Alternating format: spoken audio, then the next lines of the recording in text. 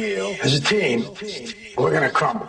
Inch by inch, play by play, till we're finished. We're in hell right now, gentlemen, believe me. And we can stay here, get the shit kicked out of us, or we can fight our way back into the light. We can climb out of hell. 1 inch at a time. You know, when you get old in life, things get taken from you. I mean, that's part of life. But you only learn that when you start losing stuff. You find out life's this game of inches. So is football. Because in either game, life or football, the margin for error is so small. I mean, 1/2 a step too late or too early, and you don't quite make it. 1/2 second too slow, too fast, you don't quite catch it. The inches we need are everywhere around us. Hell yeah. They're in every break of the game, every minute, every second. On this team, we fight for that inch. On this team, we tear ourselves and everyone else around us to pieces for that inch. We claw out fingernails for that inch. Because we know when we add up all those inches, that's going to make the fucking difference between winning and losing. Between living and dying. I'll tell you this, in any fight, it's the guy who's willing to die who's going to win that inch. And I know if I'm going to have any life anymore, it's because I'm still willing to fight and die for that inch. Because that's what living is. There's 6 inches in front of your face. Now I can't make you do it. You got to look at the guy next to you. Look into his eyes. Now I think you're going to see a guy who will go that inch with you. You're going to see a guy who will sacrifice himself for this team because he knows when it comes down to it, you're going to do the same for him. That's a team, gentlemen. And either we heal now as a team, or we will die as individuals. Ideas are bulletproof. Ladies and gentlemen, welcome to another live edition of Down the Rabbit Hole here on the Orion Talk Radio Network. I'm your host, Popeye from FederalJack.com. Today is February 22nd, 2012. I wonder if that has any meaning. February 22nd, 2012. Any numerology people are going to go nuts? The New World Order maybe running around sacrificing something to someone for some reason. Who knows? Things are just crazy. I have a jam-packed show for you today. I did have Steve Starr scheduled, and Steve was coming on, but unfortunately, if you listen to Bob Tuskin's show, you heard Chris and Sheree talking about this massive windstorm, and I'm not sure if it's raining and thundering and lightning there too, but massive storm rolling through the area out there in the west, and Steve Starr's is located out in the west. So I believe his internet, phone, and power have been taken out by Mother Nature for the time being. So until we get that sorted out, obviously Steve can't come on through telekinesis. So I told him not to worry about it. It's not that big of a deal. You know, things happen. So we'll move on. But I have a jam-packed show for you anyway today, I promise. I have some stuff from Colonel Fletcher Prouty that I've been dying to play for you guys, and I'm glad that I actually have the opportunity to do so. Don't forget to tune in Friday. Mark Passio is coming on. He's going to be hanging out with me for 2 hours. We're going to be getting into some of this numerology stuff. We're going to be talking about it. Why does it matter to these elites? The reason I want to talk about it is because I want people, especially the new listeners, to have just a quick understanding. We're going to get into many other things as well. But I want to touch on that so the new listeners can get a quick understanding of why these people do things they do on certain days. That way, when they hear someone say, like on May 1st, when Osama bin Laden got, quote-unquote, whacked, you know, and it was May Day, and everybody went, oh, it's May 1st, you know, on my show. earlier in the afternoon, it was a Sunday, I had said I won't be surprised if they pull something off. And a couple hours later, bin Laden comes, we got him. So it's important for people to understand why, or have an understanding of why these people, these elitists, why these days are important to them, and the numbers and everything else. So Mark and I will cover that, and I'm looking forward to getting into the whole aspect of mind control with him because he knows a lot about that as well. So, and whatever else we want to get into. So make sure you tune in Friday. Going to be a jam-packed show. All right. So I want to talk really quick about my interview I did with Steve last week when we covered last week Wednesday. The title of the show was, "Will the Real Rick Santorum Please Stand Up?"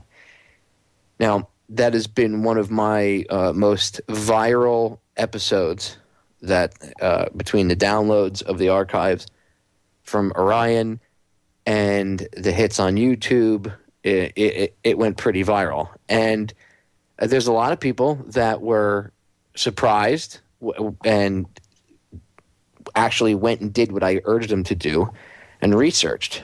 And they were, holy cow, you weren't kidding, But there were a few people that attacked us because, you just don't like Catholics or this or that, the other thing. But it went pretty viral. Interesting, since the week that it's been 7 days since Steve and I did that interview and that show together, Santorum's gone off the deep end. He's saying all sorts of weird crap. He's saying Satan's in the White House. Maybe I couldn't argue too far off that one, but I really don't think Obama is Satan. I don't think he's that high up, if you wanted to look at it that way. But he said all sorts of weird crap, and he's really like, if Santorum really believes the things he's saying, he's out of his mind. I mean, it'll be like George Bush on steroids if you vote this guy in. So I just think it's appropriate that I touch on that really quick, that in the past week since that episode, Santorum has gone completely off the deep end. And the other thing I wanted to touch on before I forget really quick is apparently the NSA came out yesterday. We must be aware. Al-Qaeda could hire Anonymous to attack, a power grid and take a power grid down. What did I say about that a month ago when I had Winston Smith on my show? What did Winston tell everybody? What did you hear him say? He said, beware of false flag hack attacks or, hack attacks that do happen or claims to hack attacks that are blamed on, quote unquote, Anonymous, which, like we said, it'll be some 14 or 15-year-old kid that'll be the internet bin Laden. That's what they're trying to do. And then what do they do? A month after Winston comes on my show and talks about it, a month later, you have the NSA coming out and saying, we got to watch out. We got to look out. We got to be careful. Al-Qaeda is going to get Anonymous. First of all, if anybody ever really followed Anonymous, paid attention to them on Twitter or Facebook and, YouTube, you would notice that they would never, ever work for, quote unquote, Al-Qaeda, whether they were a real terrorist organization or actually the CIA created terrorist organization. List of freedom fighters. I'm doing air quotes, freedom fighters. So what do we do? What do we do? How do we combat all this? Does this seem kind of daunting to you? Does it? Is all of this the propaganda to go to war with Iran and all this crap with Al-Qaeda and Anonymous are going to, team up together and, we're helping Al-Qaeda in Syria, but we're not helping them in Afghanistan. We're killing them there, but we're really not killing Al-Qaeda anymore. There's only like 5 of them left. Now it's the Taliban, and people are being told that the Taliban did 9/11. I mean, it's insane. So I know there's a lot on the plate. And I know that there seems to be a bunch of things going on right now. And I know it might seem like very like a daunting task to pay attention to all this stuff. But that's why I wanted to bring up those few things in the first segment before I forgot, because it's very important that we remember exactly what's been said in the past and what happens in the future. Because if I say, hey, look,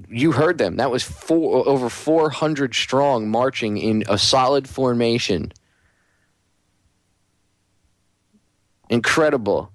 All colors, all races, both sexes, all united with one common purpose. And if people weren't paying attention or didn't get a chance to see it, there was a lot of stuff that went on other than the march. They were there for like 2 hours ahead of time, and they were talking and people speaking. And one guy got up and he was talking about the Marine barracks in Lebanon and a few other things, and he started naming off things here and there. And one of the Marine vets in the audience said, "Hey, dude, that was Mossad." So it was just good to know that there are people that at least are awake. Not more than just civilians. It's good to know that there are other veterans and that there are so many of them that are awake and know what's going on.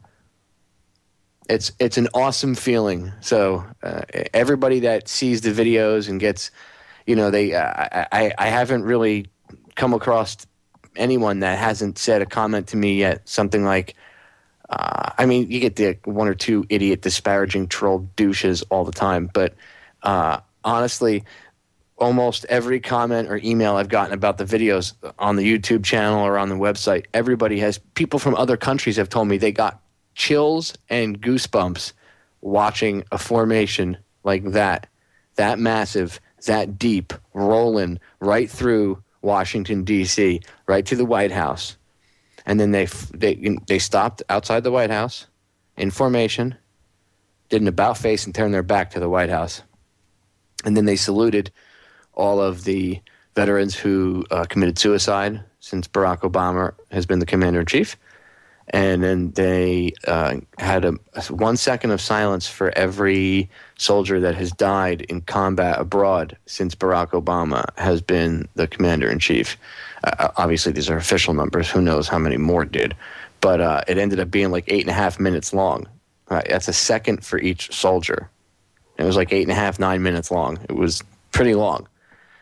And very powerful. It was a very powerful message. And it was funny. The cops really didn't mess with them. There was one cop being a dick on his little motor scooter, trying to be a tough guy, mouthing off to Kokesh and everything else, and just, trying to be a tough guy, let them know, hey, the thing was supposed to kick off at 2, it's 2:30, But other than that, most of them left him alone. And it was impressive to see the people, the civilians, the regular people on the outside that came to show their support to these veterans and active duty military. And that takes a lot of courage, ladies and gentlemen, because some of these guys were threatened and told, you better not march. And these guys showed up anyway.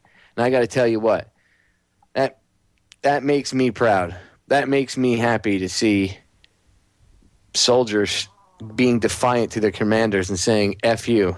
You know what? I know what a legal order is, and I know what an illegal order is, and I know what a bullshit order is. That's awesome that those guys and those women, the men and women, I don't want to discount the females that showed up because there was many women out there too. Everybody that showed up is awesome, but I really want to give a big shout out and a big, round of applause, I guess you could say, to the active duty military that showed up and had the courage to tell their higher ups to, basically to stick it without saying it. And it's not that you said stick it, but you know what I mean. You guys stood up for your rights to be an individual, and I respect that immensely because that takes immense amounts of courage to do in the military. I know. Trust me. It takes real courage to stand out and be outside of the crowd in the military. It takes courage to stand up against your commanders and say no. Or just do it anyway, even after they tell you no. And I'm not talking about doing something stupid.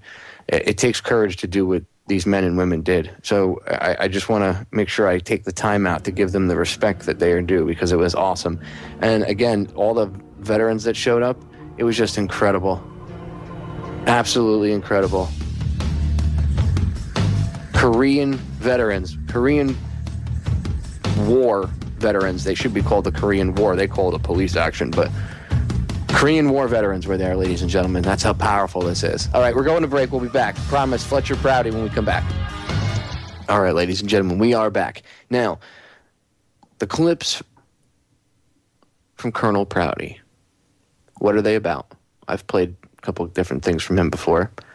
I think I'll have time to play during the second hour. I have an audio clip of him explaining the drug war. It's about 4.5 minutes long, but man, I got to tell you, he wraps and this is before 9/11, so he wraps up, as he's explaining about the drug war. If you think about how 9/11 happened, and you listen to what he's saying, you'll realize that 9/11 obviously was an inside job too, because you'll hear him say about the air defenses and everything else.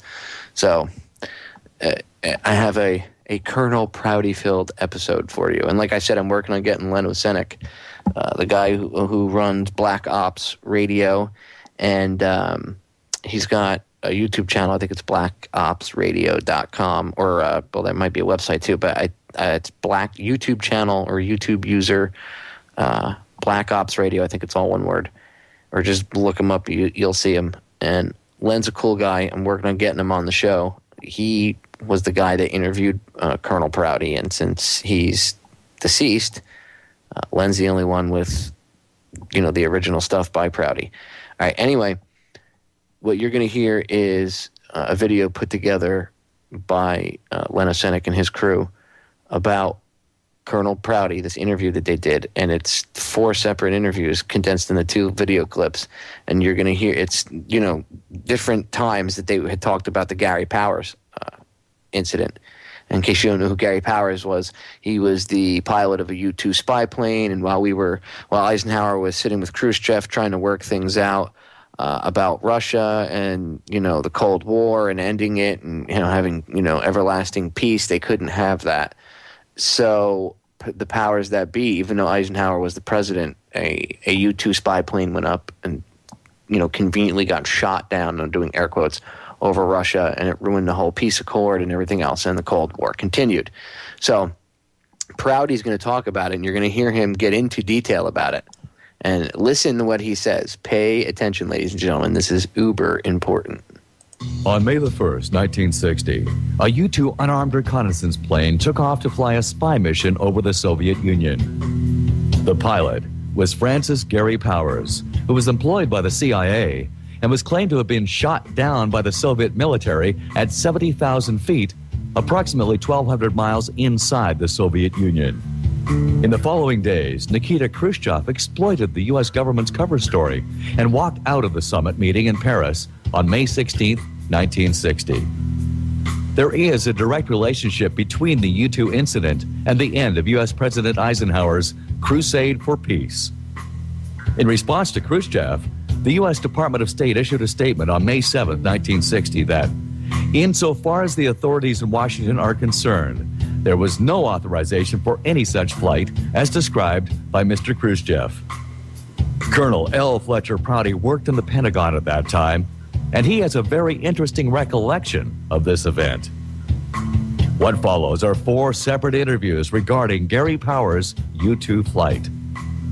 It said that the U-2 flights over Russia, the Americans shared the information with the British freely, and in return, the British supplied pilots.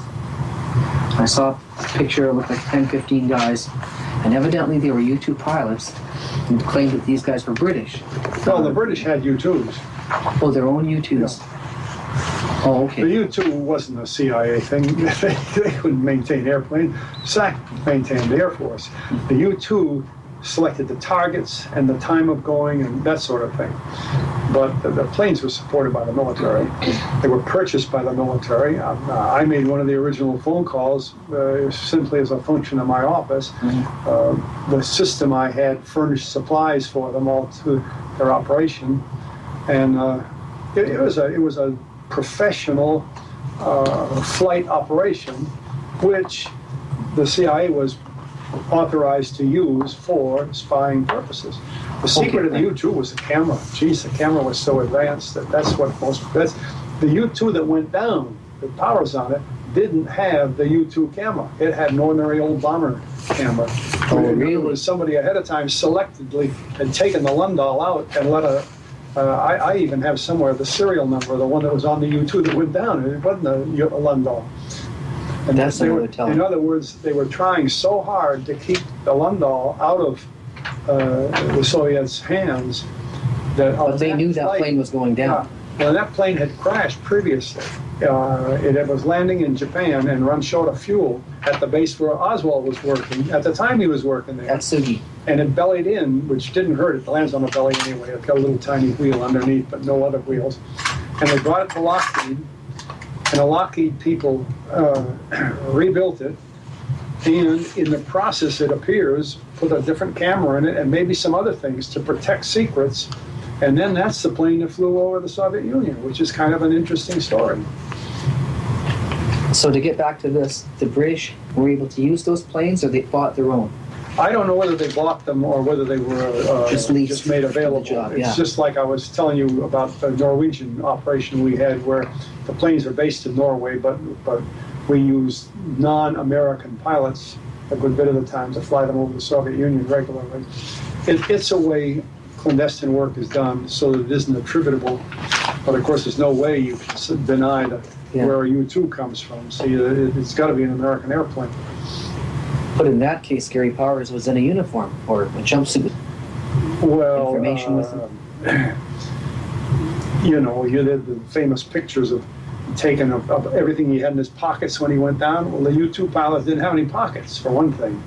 I mean, you're not going to have a guy that's supposed to be a spy and then equip him with everything else, you know, his club card and his automobile license and all that, and plus the trinkets he was supposed to hand out to bribe people to take care of him, and a flag that's saying, I'm a U.S. citizen, I need your help, and, you know, an escape and evasion kit. Oh, that's ridiculous. Well, Powers didn't know that was on the plane. The parachute has two seats. One is the one you sit on, and one is your parachute. It was in between the two seats. Somebody had put his stuff there. They took it from him and said, you're going on a flight. They put it. So when he landed, the Russians found it, and they said, here's what he had with him. What do you mean, tell us you're not an American military pilot? All that stuff is contrived. But the facts that came out later prove the whole darn thing was set up that way. He was surprised to find out what they claimed he had on board. And in the facts, I'm not familiar with them. Did he crash land, or did he actually just land? Well, the distinction in the U-2 is not very great. Okay. If you got a runway, it's not a crash. If it's in a field, it is a crash. The underneath of a U-2 has just a small single wheel, and because it's made as light as it can be. In fact, all the pilots called it a glider. And the wreckage that they showed was sent to Kelly Johnson at Lockheed, and he said that wreckage never came from one of our airplanes. It's just some junk they had in Moscow and took a picture of it. Oh, really? Yeah, the picture of the wreckage of U-2 is not the U-2. Because they didn't show big pictures of the captain in that, right? Yeah. But I didn't realize that was They had the plane.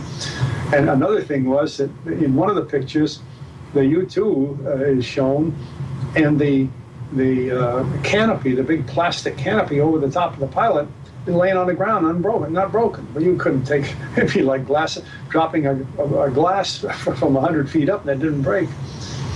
I mean, they contrived the Russians were trying to get, trying to prove to the world that they could bring a plane down from 80 or 90,000 feet.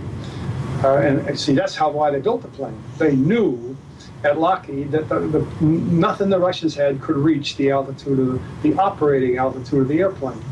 Therefore, it couldn't be brought down. So when the Russians said they did bring it down, the first thing Dulles said to the Fulbright Committee was they couldn't have reached it at its operating altitude. It came down lower, and then they got it. Well, it means they put MiGs around it, flying with it. Somebody said that there was a reporter over there who was riding on a train or something like that, who wrote a story about the sky was full of MiGs. But so they just forced him down. Yeah, that's when he was down low altitude. Well, and of course, his engine wasn't running. His engine had conked out.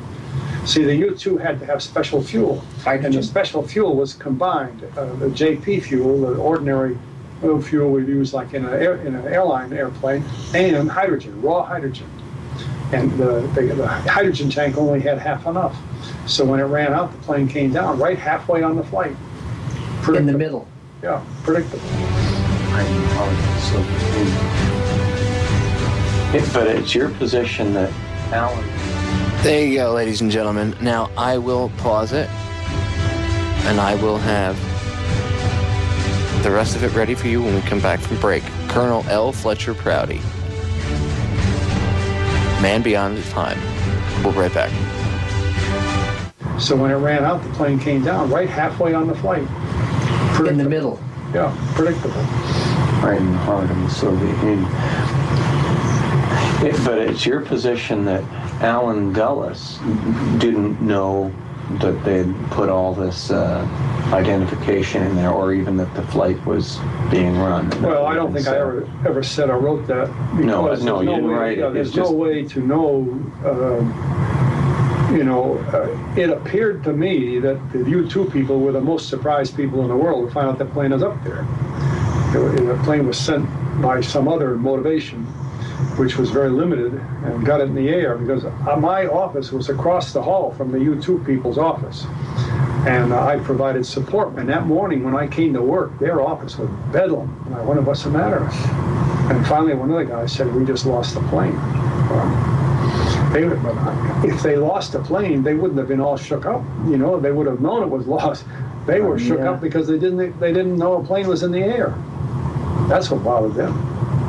And another thing you should know about this kind of work is the office directly across from me was called Cover and Deception. Every time there's an operation, you have another office saying all the different ways that it couldn't possibly have happened. Like robbing a bank. You work out your cover story ahead of time. So you go rob the bank and you have your friend in Las Vegas saying, oh no, my friend was with me, we were in room 110 and we couldn't have possibly been robbing a bank. We were out in Las Vegas.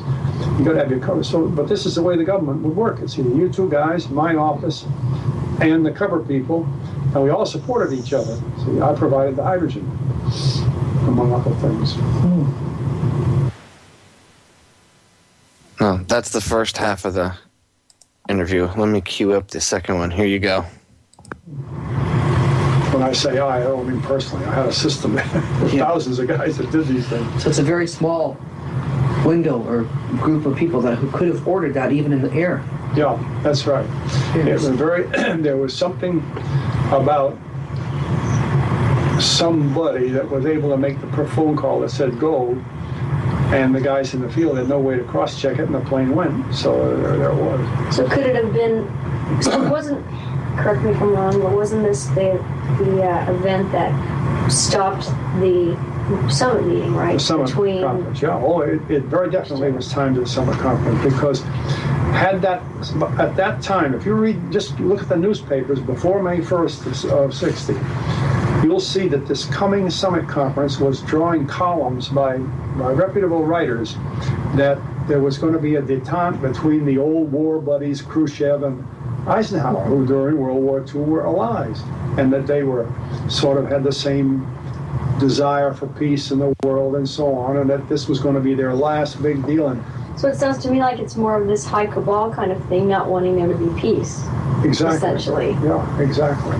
And the timing is the clue, right? Because it's just like in Kennedy's assassination, the release of his plans for Vietnam, take all Americans out, cost him his life. That and the fact that he was definitely going to be reelected, so they would have no chance to recapitulate the things that he was ordering. So that's another thing that writers ought to be smart enough to do, is there is a very fine book, the Foreign Relations of the U.S., Volume 4, Vietnam, for the period August of '63 to December '63. It centers right in on those few months. And in it has, I think, 26 meetings in the White House by top people in the government on the Vietnam situation. They didn't bring in the Department of Commerce and all that stuff. Talking about Kennedy's plan. They were developing Kennedy's plans right there with Kennedy. They named the people that are there every time. My boss was there at most of the meetings. When he wasn't there, he was out in Vietnam getting some information that they wanted, then he came right back again. Is that Krulak? Krulak. And all this is you can get on. So I got it on a bookshelf upstairs. Anybody can walk in a government print office and get it. And there's Kennedy's plans for Vietnam that positively say take 1,000 men out as a token by the end of the year. We'll have everybody out by '65, and I'm not sending anybody into Vietnam. That cost him his life. As well as a lot of other people. It's just like the U-2 affair cost Eisenhower the chance to talk to Khrushchev and probably reach a détente. That's what his goal was. He had been working on crusade for peace. Yeah, He went to New Delhi, India. The biggest crowd ever assembled came to see him.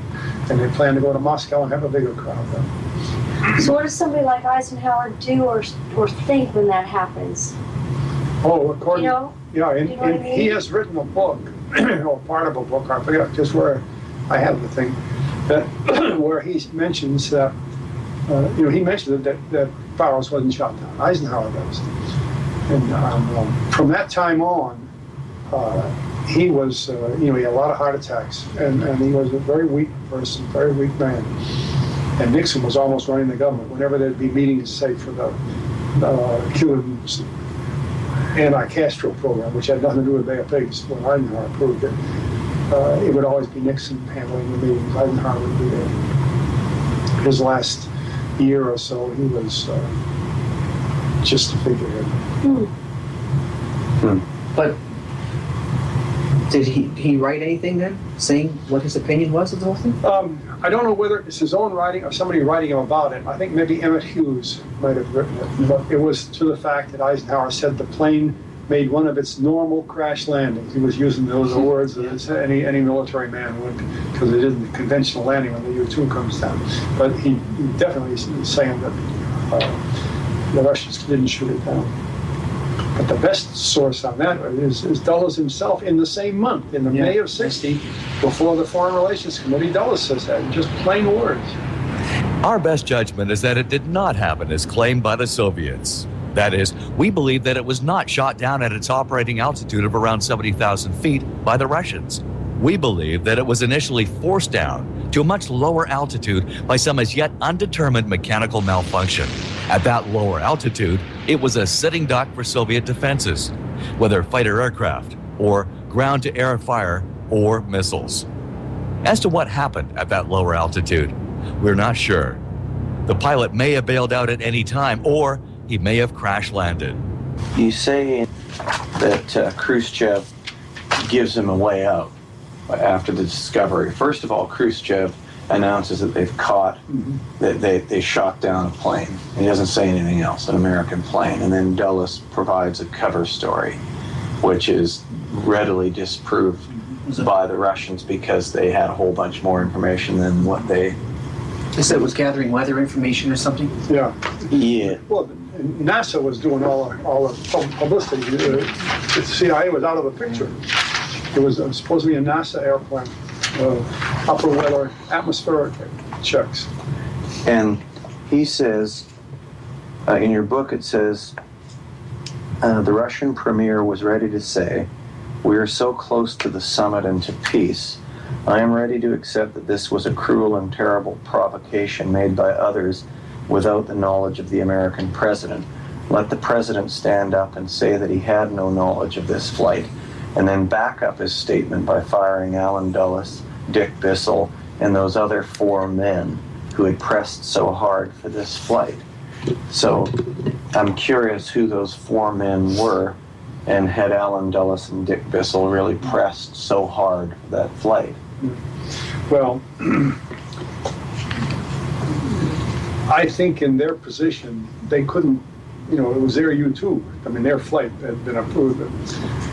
But what you had to have read earlier in there, and I'm sure you did, was that the order for no overflights was non-exclusive. In other words, nobody was authorized. I grounded all the planes I was using to fly over Asia, and we were flying in those days all the way from Taiwan up to Kokonor, and from Thailand up to Tibet. We were covering the area with a lot of airplanes. We just grounded them all.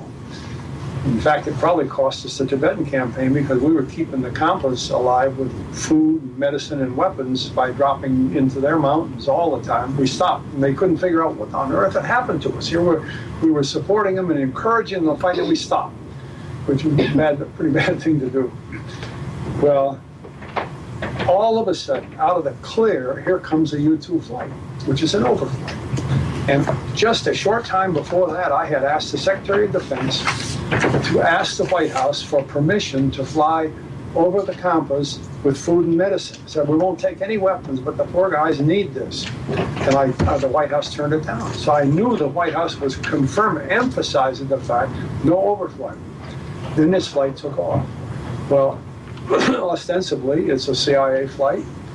You have to figure, since the only person in CIA that could authorize it in the final analysis is Allen Dulles. But Allen Dulles wasn't talking, so he was, and when he did talk before the Foreign Relations Committee, he said clearly, he said it wasn't shot down. You know, in other words, Khrushchev is wrong. He's telling a lie. There's something else to it. And Allen Dulles was, and you can just read in the testimony how uncertain he was about the facts himself. So he was almost saying, you know, I didn't know about that, and I wasn't sure about that. He's almost saying, I didn't send that plane out. He didn't say it that way, but if you read the transcript carefully, you get that meaning out of it. Now, is what you're telling us here now and Dulles' possible uncertainty about this, is this All right, ladies and gentlemen, hour number 2 flew by, or excuse me, hour number 1 flew by really fast. Hour number 2 coming up. So stay tuned. I'll finish off this clip with Prouty, and then I got him talking about war on drugs. So stay tuned. We'll be right back. Don't go anywhere. Well, ladies and gentlemen, we are back with hour number 2 here on tonight's edition of Down the Rabbit Hole. It is February 22nd, 2012. And tonight, I am joined by my special guest from beyond the grave, Colonel L. Fletcher Prouty. Now, I suggest that the listeners go out and purchase Colonel Prouty's 2 books. Colonel Prouty is dead, so there is no getting him on live. That's why I have to play the audio, or else I would just have Colonel Prouty on live. Actually, with someone like Colonel Prouty, I would have ended up doing a pre-recorded interview like when I do with Judith, and it would have probably been about 6 or 7 hours long, but it would have been well worth it. Anyway, I suggest you get his 2 books. You can get them online. Some people have made comments on the YouTube videos and said, oh, you can't get his books, you know. They don't have them. That's not true. You can. It is true that they weren't available for a while, but they are available now. From Skyhorse Publishing. Just go to Amazon and look up The Secret Team. That's one of them. The Secret Team by Colonel L. Fletcher Prouty, Prouty. And the other one is titled JFK. Now, it's a long, there's a subtitle to it. So I'm going to tell you the title, the main title is JFK. If you look up L. Fletcher Prouty, JFK, it'll come right up. But so you know the full subtitle, it's titled JFK, the CIA, Vietnam, and the plot to assassinate John F. Kennedy. And the introduction's by Oliver Stone. I recommend that you read this book. This is one of my favorite books ever. One of Popeye's favorite books. Remember, I always say, hey, you know, go get this book, go get that book, make sure you have books. And I constantly push people to have physical copies of books. This is one of those books, JFK, the CIA, Vietnam, and the plot to assassinate John F. Kennedy, and The Secret Team, both by Colonel L. Fletcher Prouty. You can find them both on Amazon.com easily.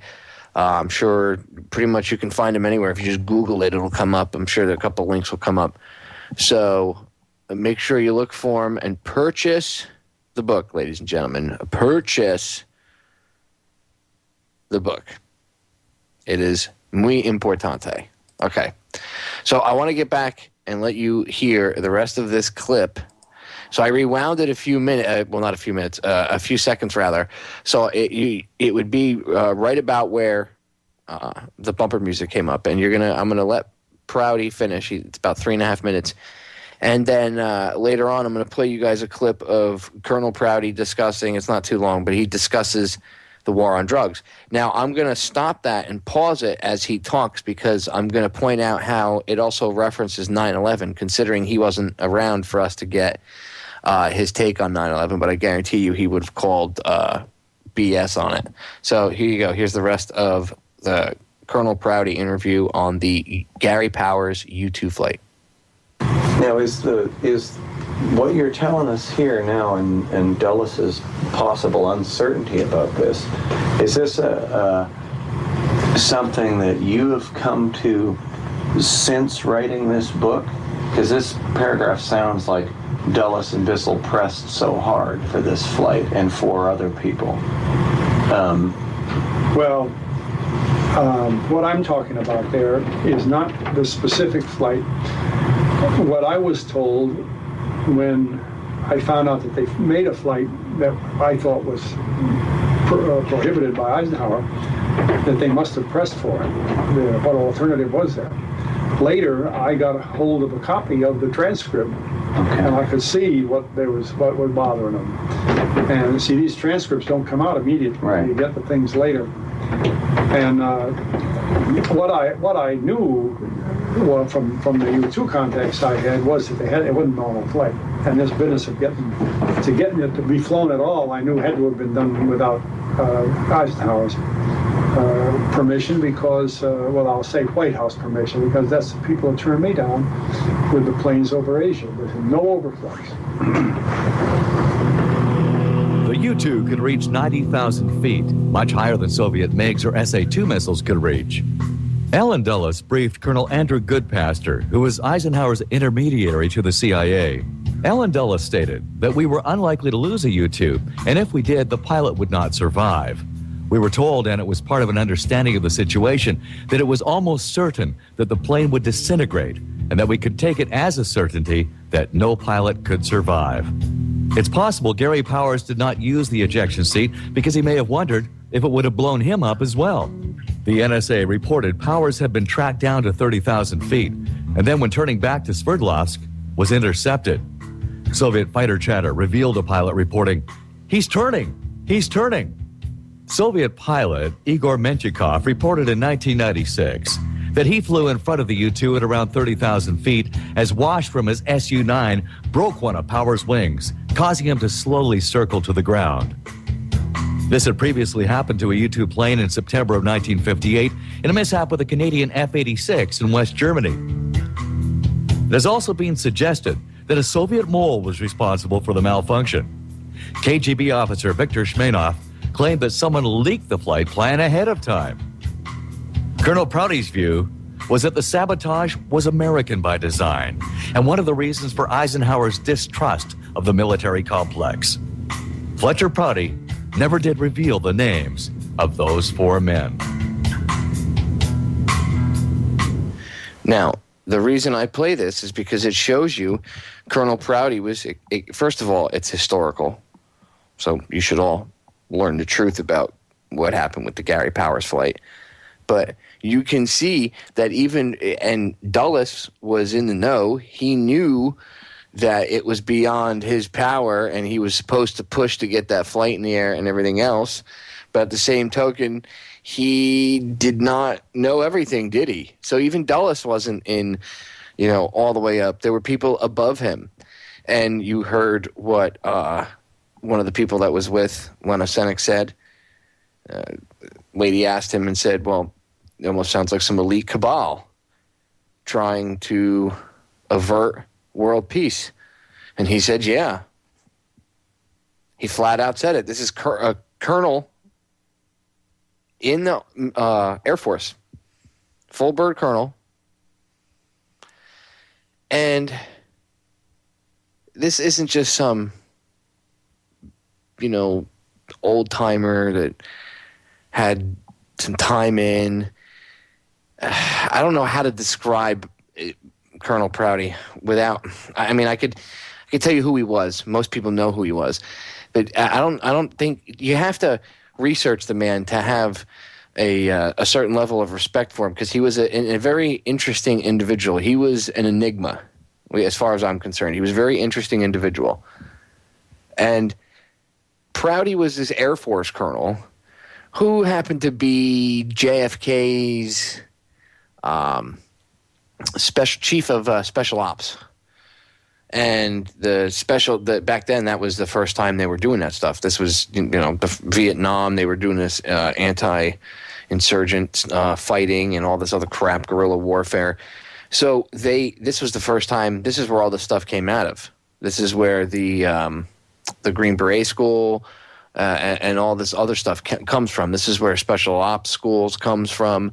All this stuff dates back to this point in the Kennedy administration, and predating Kennedy by not too far, but by a certain amount into the end of the Eisenhower administration, with these secret black ops teams that went from, obviously it went from the OSS to the CIA, but this is around Kennedy's time was the first time that they actually started to focus and create and hone special forces and create anti-insurgency tactics and stuff like that. This is where all this stuff goes back to.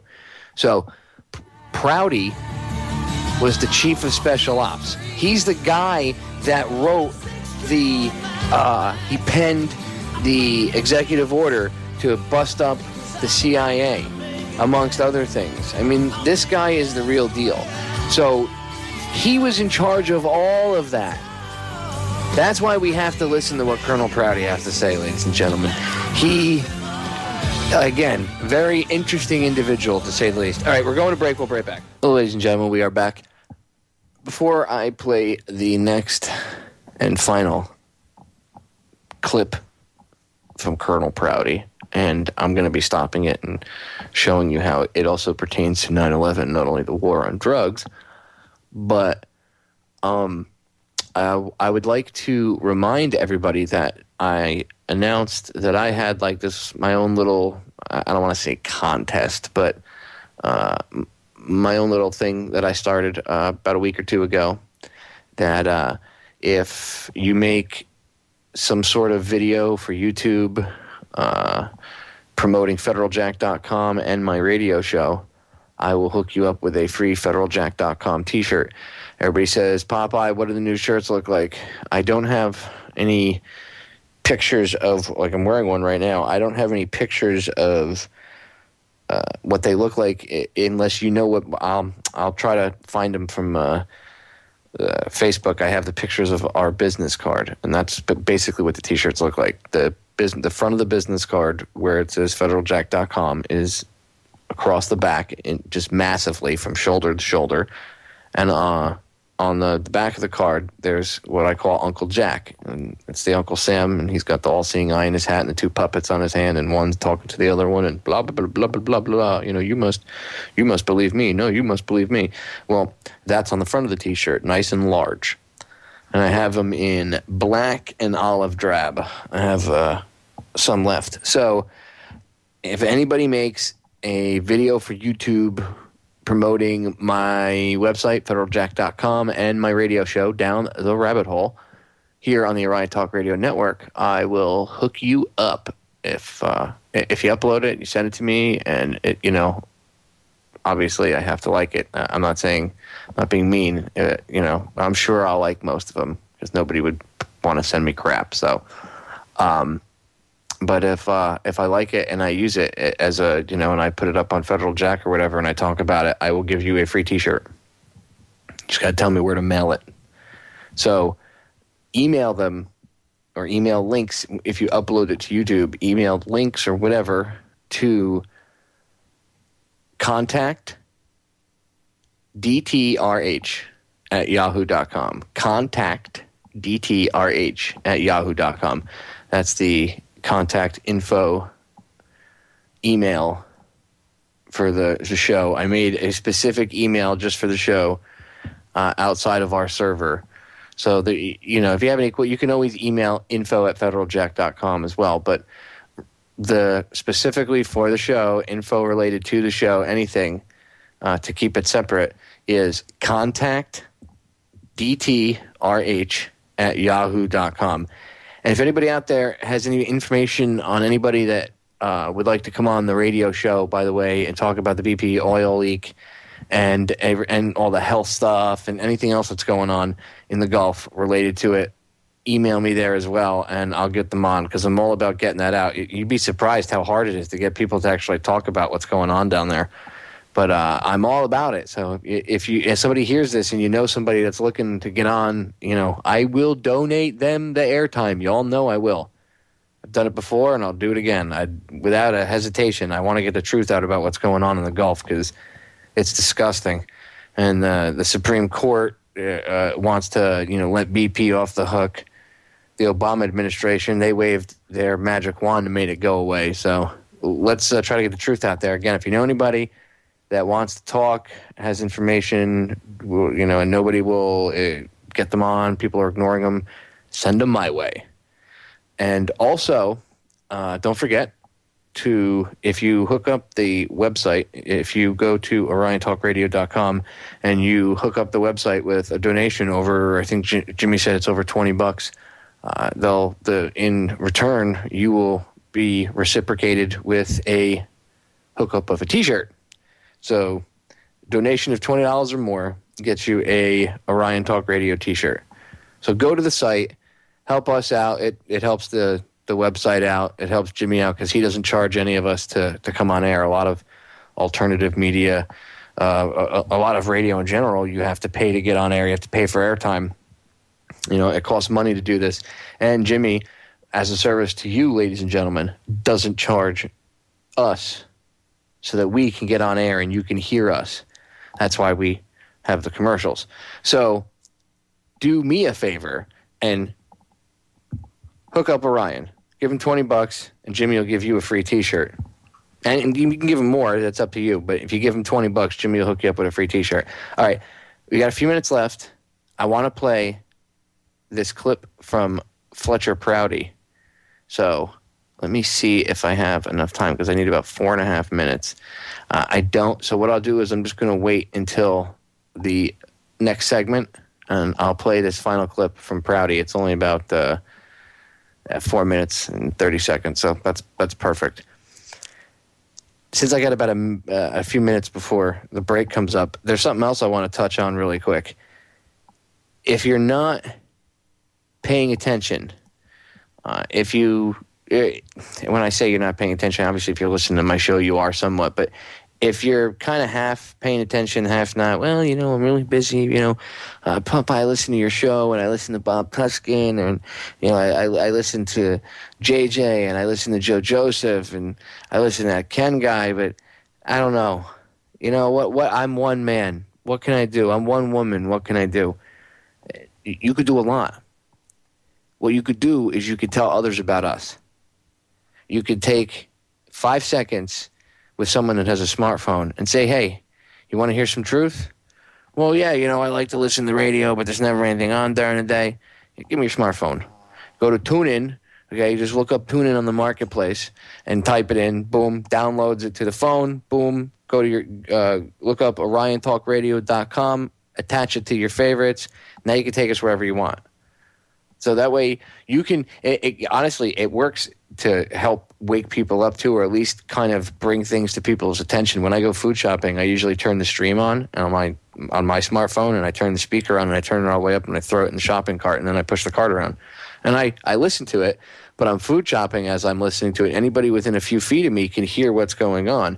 And I purposely usually wheel the cart close to people so that they can hear what's going on. So, I mean, you can force people, I guess, to, you can force the truth into the air, as it were. You can listen to us at work. You can listen to us in your car. So you're not stuck listening to Rush Limbaugh in your car and only being able to listen to Orion, on your home computer. And it doesn't, obviously, I'm sure it probably charges you the data or whatever, but most people have the unlimited plans on their smartphone. So I don't think it charges you via your phone. I think it just does the internet thing. So as long as you have free internet, you can listen to the stream. It won't cost you a thing. Now take advantage of this stuff while we have it, ladies and gentlemen. This stuff, I wish this was around 20 years ago when I was a kid. When I was like 15, 16 years old. Yeah, even younger. We didn't really have anything. We had books, maybe ham radio, William Cooper. We didn't have the internet. I mean, we had the internet, but we didn't have it like it is today. We didn't have internet radio stations. I mean, when I was a kid, we had Prodigy. Prodigy. It was horrible. You could do like Mad Libs. That was the extent of going online. You'd go online and go to Prodigy and chat with somebody, it would either lead to a fight, or somebody would try to have internet sex or chat sex, whatever the hell you want to call it, or you'd do the Mad Libs crap online. That was the internet when I was a kid. Now these kids can go online. It's amazing. So take advantage of these technical advantages that we've had in the past 20 years. Use the smartphones to your advantage while we still have it. All right, we're going to break. We'll be right back, I promise. Prouty, when we get back. And my final thoughts. Ladies and gentlemen, we are back. I apologize if I sound a little off tonight. I am exhausted. I had a long day today.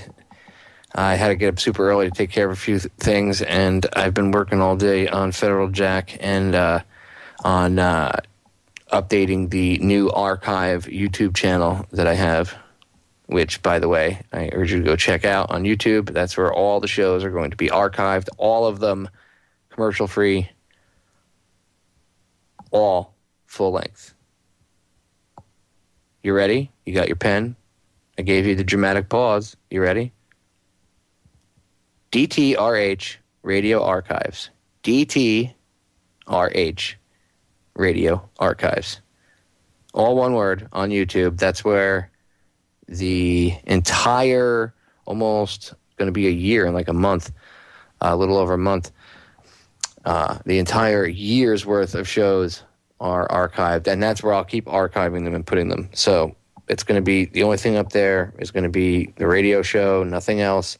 Federal Jack Tube 6 is the other one for anything under 15 minutes in length, because I got zinged, but that's where I'll be putting news and other uploads. But all the radio show archives themselves are at DTRH Radio Archives on YouTube. Okay, I'll stop plugging things. Now, I want to play this clip that I promised you guys I would play. I'm really kind of happy that I was able to do this. I've been really biting at the reins here to play and get this Colonel Prouty stuff on air. You know, Colonel Prouty, again, he died about 6 months before 9/11, and not having him around now to be able to tell people the stuff that, you know, I've learned from him from reading and his work, reading his books and studying and going and researching what he talked about, and then listening to him, whatever interviews Leno Senek was able to get with him. Prouty was a very interesting individual, and it sucks that we don't have his take on things now. So the only way for me to try to get his take on things and use it to show you in regards to things that are going on now, and have you put those, that, you know, the way he gets you to look at one thing, I want you to look at 9/11. Basically, I want you to look, he's going to get you to talk about the war on drugs, or he's going to talk about the war on drugs, I should say, and I'm going to have you look at 9/11 with the same goggles, okay, through the same lenses, as it were. I'm going to play this clip, and I'm going to, as I'm playing it, I'm going to interrupt Colonel Prouty. I'll just pause it so I can show you or point out. I'll try not to be too long-winded about it. Sorry, I know I can be, but I'll point out exactly where Colonel Prouty is, where he's talking about the war on drugs, where you can take that and look at it and go, wow, I can look at that with 9/11 too, and it's the same thing. Okay. Now, again, if he were here, I'm sure he would get long-winded with 9/11 because he would have looked into it. He knows people, yada, yada, yada, whatever. But since he's not, I have to kind of just take small pieces. So, again, this isn't Colonel Prouty's words, but this is me using him talking about the war on drugs as an example to show you how 9/11 shouldn't have been allowed to happen. Wow, I was able to get it out easier then. See? Rough day, ladies and gentlemen. Long day. Okay, hold on. Let me cue this up for you. And again, go to prouty.org. I urge you to go help out Leno Senek and the rest of his crew over there that have been so kind as to take their time and keep this up there for everybody. Prouty.org. You can actually purchase physical copies of all of Prouty's work. And I suggest you get that, the Mae Brussels stuff, anything you can get your hands on, ladies and gentlemen. Get it on CD, DVD, whatever. Get a lead-lined box and drop it in there. And get a hard drive, load it with stuff, and drop that in the lead-lined box, too, with a power supply. I'm not kidding. People always worry about being prepped. Be prepped with that so you can keep knowledge and information, because if they wipe it out, and it's gone for good. One thing that is very important these days is take the drug problem. Now, drugs come in aircraft or some of them in ships, but I'd say 90% of the drugs come into this country by aircraft. Now, we spend billions of dollars to have an impregnable air defense system. I was one of the founders. 5 officers were sent to Colorado Springs in 1950 to organize the Air Defense Command. So I know exactly what its business is and how it works. And in those days, which we would call early days, we were intercepting by radar an average of 47,000 flights a day over the United States. No matter which way they were coming, we intercepted. And we had special radars for special conditions. Then out 47,000 flights a day they could intercept, but on 9/11 they couldn't catch 3 planes. Actually, supposedly the 4th one, but that's not true. They shot 93 down anyway. Here in Norfolk, we had the Atlantic Sea Frontier, and the Navy knew all the ships at sea. In fact, they knew all the ships at sea all over the world. Now that they That's true too, by the way. I've been inside CIC, which is Combat Control, and it's amazing. You can, let's just say, without giving away too much stuff, they have this video screen and they can literally see the position of every ship in the world. I'm not kidding. Every ship in the world. So Colonel Prouty is not lying when he says that. So when they say, oh, it gets past us, yeah, gee, conveniently. Satellites up there. So we know every time you fill a rowboat with heroin or when you fill an airplane with coke or whatever's coming in, we know it's in the air. When I was running clandestine operations, like a flight from the coast of Florida into Cuba, bringing some people in to do one thing or another against Castro, I would have to call first Air Defense Command, and I'd say, this little plane, 6-passenger small plane, is coming in tonight at about 9:30, and you will see it on your radar. Leave it alone, and it'll be there about 2 hours. It'll be coming out around 11:30. You'll see that. Leave it alone. Well, I had some cleared officers in the Air Defense Command. They put that on the records, and they wouldn't touch the airplane. Well, suppose they were delivering drugs instead of doing something the government had set up for them to do. You see, the drug guy could call them and say, look, I've got a plane coming in tonight with 10 tons of drugs. Don't touch that airplane. Well, that's collusion. See, he's in on it. But why is it that this great defense system that we have that can see every single airplane in the air, in fact, we can see flocks of crows in the air with the thing, is perfect, can't see planes going to Mena, Arkansas loaded with drugs? Now that's... Oh, he just said Mena. Damn. Who does that connect to? Slick Willie Clinton and all of his shenanigans. See why I play Colonel Prouty? I know I might have been long-winded tonight. Like I said, I've been off. But this is exactly why I play Colonel Prouty. I wish I could get this man on air. It would have been awesome to have been able to talk to him, because I would just I have a list of questions starting with the JFK assassination coming up all the way till now. But how could 9/11 happen, ladies and gentlemen? How could they not see these airplanes? How could they not see this? How could it be missing off radar for 15 to 20 minutes in some cases? How? How could they not be aware of what's going on? They can see a flock of geese, but they can't see and find 4 planes on the morning of 9/11. Oh, that's right. There were war games on the morning of 9/11. And what were the names of some of those war games? Operation Vigilant Guardian, Operation Vigilant Warrior, which I believe were the pilots who were supposed to be, according to some research, they were the pilots that were flying the planes, remotely controlling them. People are going to be like, what, Popeye? Yeah, that's right. You heard what I said. William Lewis talked about it. He got interviewed on this British show. Go look it up. Just look up, you know what? Just go on YouTube and look up proof planes were remotely flown, and I'm sure it'll bring up the interview where he talked about, he interviewed people that were, I guess one of them was one of the pilots, and he from that day, and he Air Force pilot, and I guess there was enough credentials for William Lewis to believe this guy's story, but out of safety for the children and that apparently one of them had been kidnapped, blah, blah, blah, blah, blah. I don't want to murder the details of it, but just go look it up. Look up William Lewis, concerning the attacks of and I don't remember the name of the show. Just look up William Lewis, remote controlled planes on 9/11 or something like that. Like remotely flown planes or proof that they were remotely flown, and I'm sure a couple videos will pop up. I think I even uploaded one a long time ago. All right, when we come back, I'll finish playing this clip with Colonel Prouty, and we will wrap up tonight's show, so stay tuned.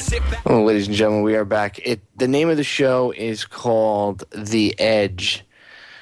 So you'd have to... There's an article. Just look up... This is what the William Lewis clip that I talked about last segment. If you look up...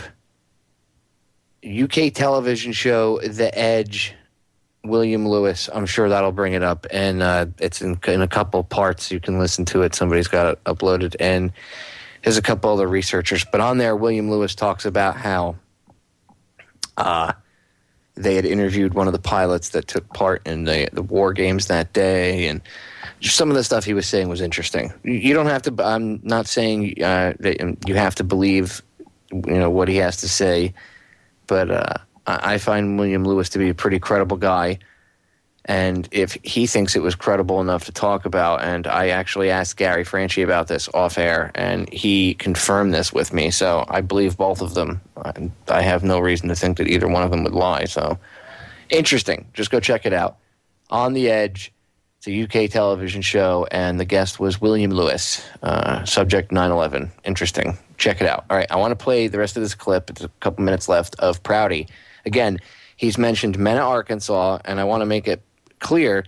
He said that with the defense system we have, there's no way that planes should get through. So the drugs are coming in, and they're being allowed in, and the 9/11 should never have been allowed to happen. So killed two birds with one stone with one clip. Utterly ridiculous. And that means that somewhere there's collusion through the government to the powers that be that run the drug program, which may be the same people when you think about it, you see?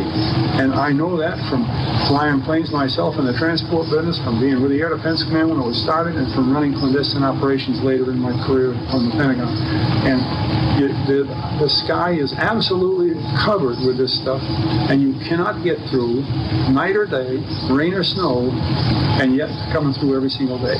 That just proves collusion in the drug business. Why don't we stop the drug business? You see, those are the elemental facts of life.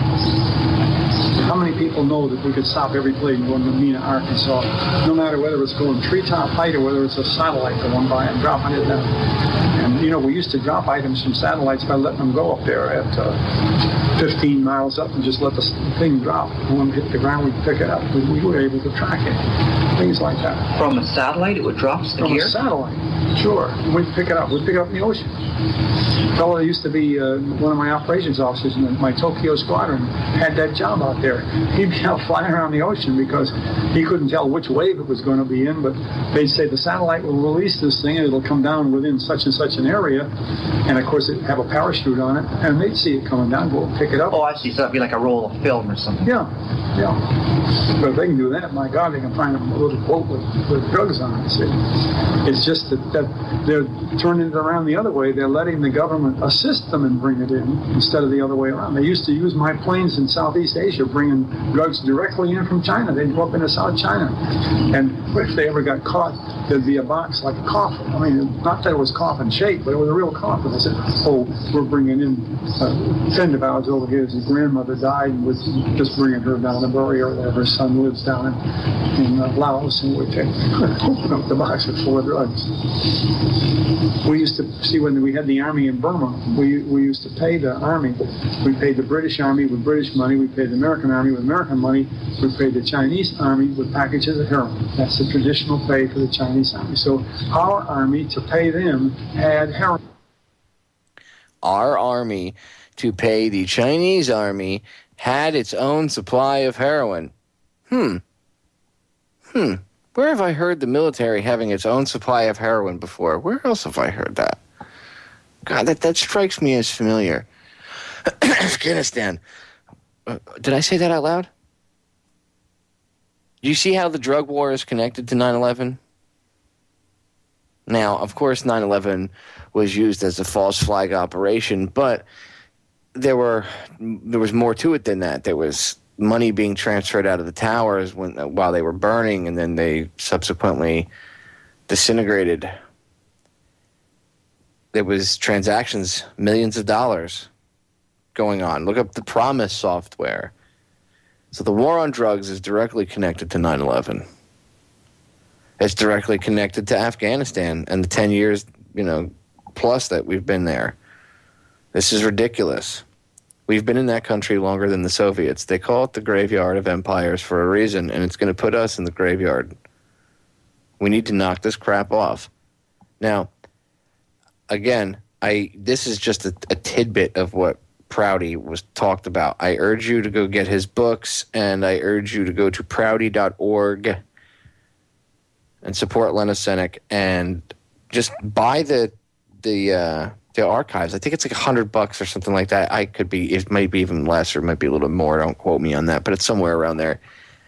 And you get all it's like the everything package. You get all of Len's shows for Black Ops Radio, but you also get the all of Prouty stuff, interviews, all this different everything that Len ever did with Colonel Prouty is put on a bunch of DVDs. Dude, I'm telling you, ladies and gentlemen, you got to do it.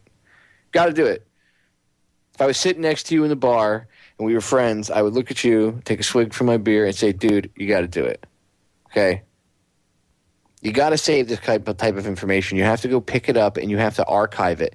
I can't speak tonight. You must purchase it. You have to get this stuff, the Mae Brussels stuff. Archive our shows. Pull it, and, anything from Orion, any other networks you like too. Pull the archives, save them on a hard drive, and seriously, build an EMP-proof box and, put the CDs, DVDs, hard drive, whatever. Burn our shows to discs. I'm sure I'm actually, it's interesting that comes up. I was actually contemplating doing this, that I might, for my 1-year anniversary, I have to see how much work it's going to entail, but I might release just the audio, no video, just audio MP3 archives of my first year, all the shows on DVD, but I'd have to put them on a DVD because there'd be so many, so they wouldn't fit on the CD. It's the only reason why it'd be on DVD. It'll still be MP3, but I'm not sure, so don't quote me on it yet, but I might. I have to see how much money it's going to cost me to do it. I'm broke, so it's not easy to fund this stuff, but I have to, pick up the blanks, and then I have to go actually render them myself and burn everything. But I am thinking about rendering all my entire first year on some sort of, like DVD set, all in MP3 format for posterity. Not that every show was awesome. Some of them sucked. Like tonight, I'm not 100% with it because I don't feel good today. That's what happens when you're a disabled vet, by the way, ladies and gentlemen. Sometimes you have a good day and sometimes you have a bad day. So try to be patient with us, disabled veterans. Thank you. Anyway, I am contemplating releasing the DVDs for the first year, but I don't know. Who knows? We'll see. We'll see what the next few months brings, and maybe I'll fall into a pot of gold and I'll be able to do it. That'd be awesome. It sucks that money holds you back from doing certain things, but let's be honest. Supply and demand. You can't. I can't go to the DVD guy and expect him to give me blanks and not give him any money for it. So, how would he pay his bills? How would he repay himself for the money he spent on the blanks? And by the way, he doesn't rip me off because I go to a local individual, as I've urged you all to do before. Do not go to Office Depot. It's real simple. Take 5 minutes. If you don't want to use Google, use Startpage, whatever browser, whatever you want to use, whatever search engine, doesn't matter. Anything but Google, if you don't want to use it. And I urge you not to. Screw them. Boycott them. But if you look up, by the way, ladies and gentlemen, it's the 22nd. What is it, March 7th? All that stuff takes effect because that's when all the new channels on YouTube switch over. I urge you to leave, or maybe it's the 1st. I urge you to get everything off Google that you possibly can and stop using it, because if you thought you had no privacy before, you're not going to have any privacy coming up whatsoever. Trust me, it's going to get worse. Anyway, Google your local media dealer. Google or Scroogle or Startpage, again, whatever search engine. Look up your local media dealer, and usually they have USB drives, DVDs, DVD duplicators, CDs, and sometimes hard drives, other stuff. But usually, definitely the DVDs, CDs, and the DVD duplicators. There are little, specialty stores somewhere probably around you that have them. And you can buy this stuff, off, go over at Office Depot and you'll pay $25, $30 for 50 DVDs, and 20 of them aren't going to work. You go to your local guy, he's got better quality stuff, the same stuff the movie studios use, and you'll get $25 for 100 of them, and maybe none of them will get thrown out. So you get better quality, and you support the little guy, and that's how you fix the economy, and that's how you take care of your fellow citizens. You support the little guy. F the big corporations that give you crap, and support the little guy. I'll leave you on that positive note. Thanks for hanging with me, and thanks for dealing with me tonight, ladies and gentlemen. It's been an honor, as always. I'll see you again Friday with Mark Passio. I'm out.